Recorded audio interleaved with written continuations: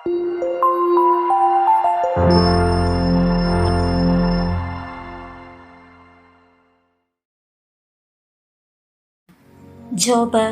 അധ്യായം 21.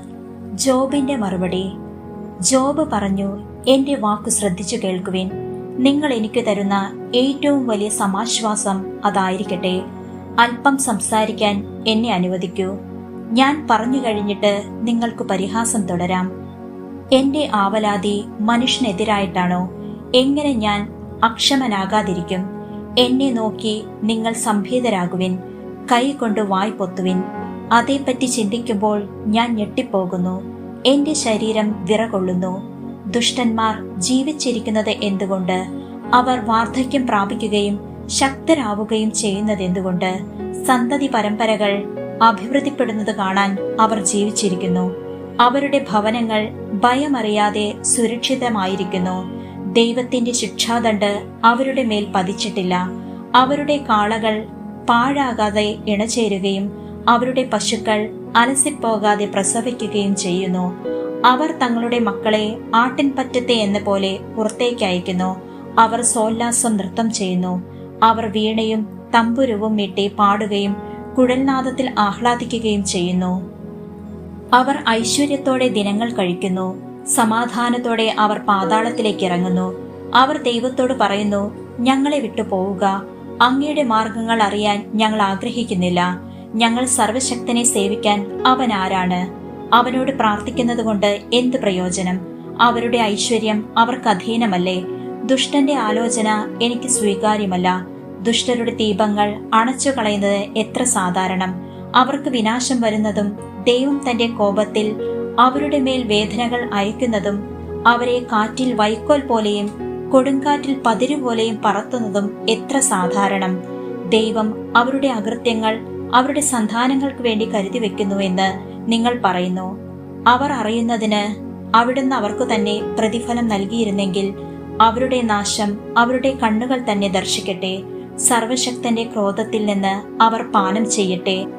ആയുസ് ഒടുങ്ങിക്കഴിഞ്ഞിട്ട് തങ്ങൾക്കു ശേഷം ഭവനത്തിന് എന്ത് സംഭവിക്കുമെന്ന് അവർ ആകുലരാകുമോ?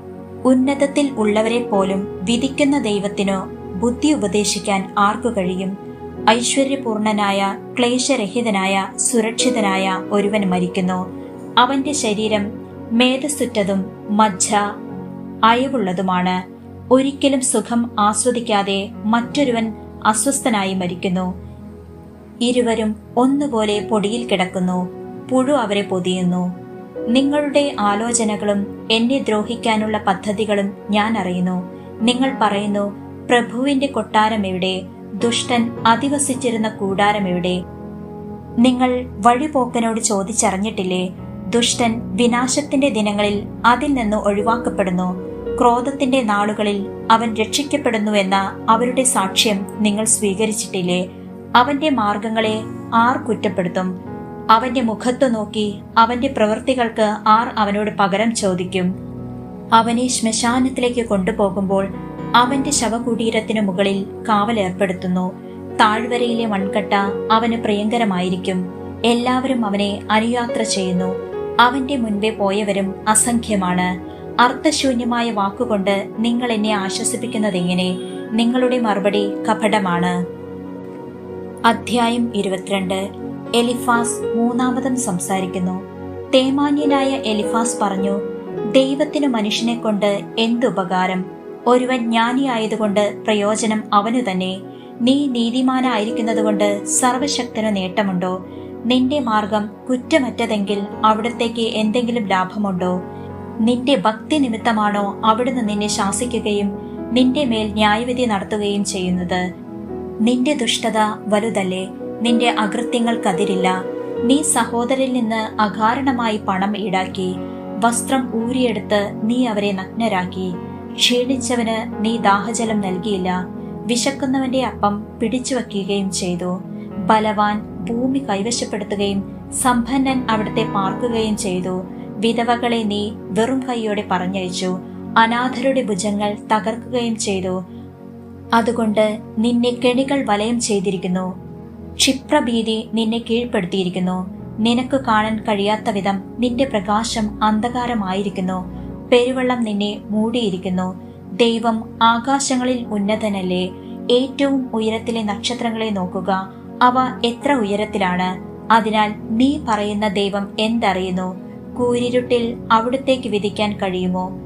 കാണാൻ സാധിക്കാത്ത വിധം കനത്ത മേഘങ്ങൾ അവിടുത്തെ വലയം ചെയ്തിരിക്കുന്നു. ആകാശവിധാനത്തിൽ അവിടുന്ന് സഞ്ചരിക്കുകയും ചെയ്യുന്നു. ദുഷ്ടന്മാർ സഞ്ചരിച്ച പഴയ മാർഗങ്ങളിൽ നീ ഉറച്ചു നിൽക്കുമോ? കാലം തികയുന്നതിന് മുൻപേ അവർ അപഹരിക്കപ്പെട്ടു. അവരുടെ അടിസ്ഥാനം ഒഴുകിപ്പോയി. അവർ ദൈവത്തോട് പറഞ്ഞു, ഞങ്ങളെ വിട്ടകന്നു പോവുക. സർവശക്തന് ഞങ്ങളോട് എന്തു ചെയ്യാൻ കഴിയും? എന്നിട്ടും അവിടുന്ന് അവരുടെ ഭവനങ്ങളെ നന്മകൾ കൊണ്ട് നിറച്ചു. എന്നാൽ ദുഷ്ടന്റെ ആലോചന എന്നിൽ നിന്ന് അകലെയാണ്. നീതിമാന്മാർ അവരുടെ അവസാനം കണ്ട് സന്തോഷിക്കുന്നു. നിഷ്കളങ്കർ അവരെ നോക്കി പരിഹസിച്ചു പറയുന്നു, തീർച്ചയായും ഞങ്ങളുടെ ശത്രുക്കൾ പിഴുതെറിയപ്പെട്ടിരിക്കുന്നു. അവർ അവശേഷിപ്പിച്ചത് അഗ്നിക്കിരയാവുകയും ചെയ്തു. ദൈവവുമായി രമ്യതയിലായി സമാധാനത്തിൽ കഴിയുക. അപ്പോൾ നിനക്കു നന്മ വരും. അവിടുത്തെ അധരങ്ങളിൽ നിന്ന് ഉപദേശം സ്വീകരിക്കുക. അവിടുത്തെ വാക്കുകൾ നിന്റെ ഹൃദയത്തിൽ സൂക്ഷിക്കുക.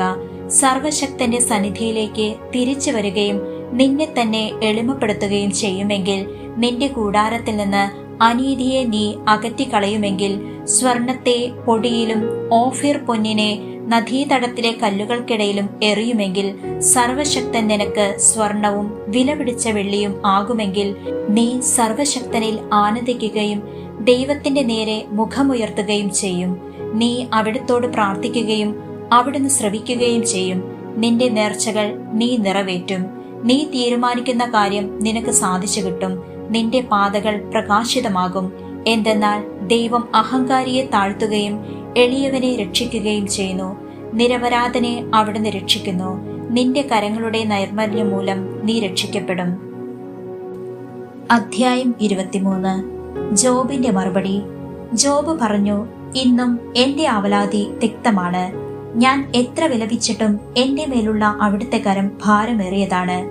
എവിടെ ഞാൻ അവിടുത്തെ കണ്ടെത്തുമെന്നറിഞ്ഞിരുന്നെങ്കിൽ, അവിടുത്തെ സിംഹാസനത്തെ സമീപിക്കാൻ കഴിഞ്ഞിരുന്നെങ്കിൽ, എന്റെ പരാതി അവിടുത്തെ മുൻപിൽ ബോധിപ്പിക്കുകയും ഞാൻ ന്യായവാദം നടത്തുകയും ചെയ്യുമായിരുന്നു. അവിടുന്ന് എനിക്ക് എന്ത് പ്രത്യുത്തരം നൽകുമെന്നും എന്നോട് എന്ത് സംസാരിക്കുമെന്നും ഞാൻ അറിയുമായിരുന്നു. അവിടുന്ന് തന്റെ ശക്തിയുടെ മഹത്വത്തിൽ എന്നോട് ന്യായവാദം നടത്തുമോ? ഇല്ല. അവിടുന്ന് ഞാൻ പറയുന്നത് ശ്രദ്ധിക്കും.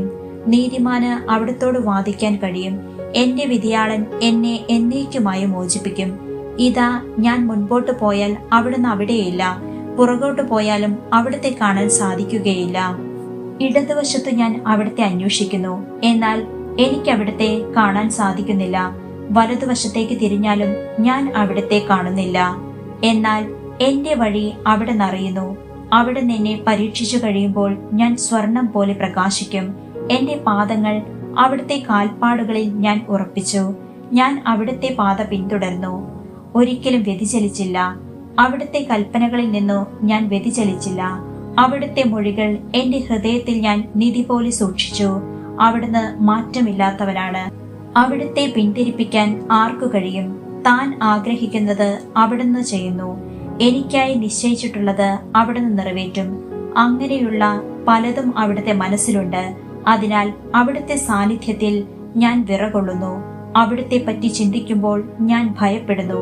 ദൈവം എന്റെ ഹൃദയത്തെ ദുർബലമാക്കി. സർവശക്തൻ എന്നെ പരിഭ്രാന്തനാക്കി. ഞാൻ അന്ധകാരത്തിൽ ആമഗ്നനായി. അന്ധതമസ് എന്റെ മുഖത്തെ ആവരണം ചെയ്യുന്നു. അധ്യായം 24. സർവശക്തൻ വിധി നടത്താൻ സമയം നിശ്ചയിക്കാത്തത് എന്തുകൊണ്ട്? അവിടുന്ന് നിശ്ചയിച്ച ദിനങ്ങൾ അവിടുത്തെ ഭക്തന്മാർ കാണാതിരിക്കുന്നതും എന്തുകൊണ്ട്? മനുഷ്യൻ അതിർത്തിക്കല്ലുകൾ നീക്കിക്കളയുന്നു. അവർ ആട്ടിൻപറ്റങ്ങളെ കവർന്നെടുക്കുകയും മേയിക്കുകയും ചെയ്യുന്നു. അവർ അനാഥരുടെ കഴുതയെ തട്ടിക്കൊണ്ടുപോകുന്നു.